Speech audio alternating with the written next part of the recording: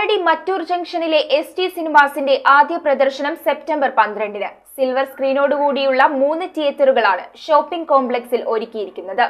MP Benny Behanan shopping മാളിന്റെ ഉദ്ഘാടനം നിർവഹിച്ചു.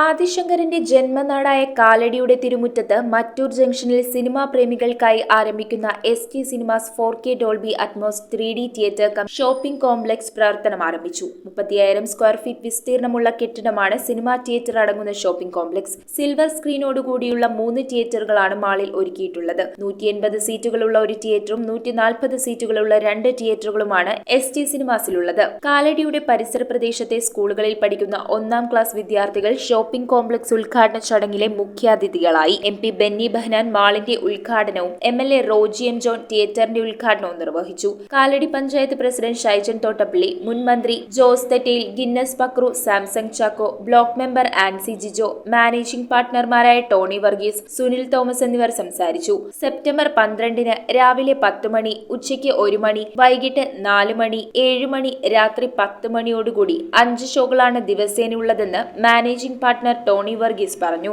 News bureau, Kalady. കുറഞ്ഞ പലിശ, കൂടുതൽ പണം, 30 വർഷത്തെ പാരമ്പര്യം, ഹൃദ്യമായ സേവനം, ഞൊടിയിടയിൽ പണം. സൗത്ത് ഇന്ത്യയിലെ 100% വിശ്വസിക്കാവുന്ന സ്ഥാപനം CFL ക്യാപിറ്റൽ ഫിൻസർവ് ലിമിറ്റഡ്. മാറുന്ന ജീവിതം, മാറാത്ത വിശ്വാസം.